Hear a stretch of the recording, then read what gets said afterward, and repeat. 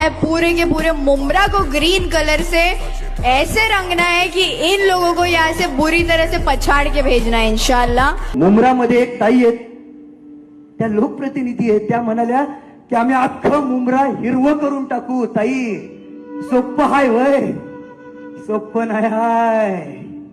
यो हिंदवी स्वराज्य धरावा म्हणून शहाजी राजांनी प्रेरणा दिली. आई जिजाऊंनी आशीर्वाद.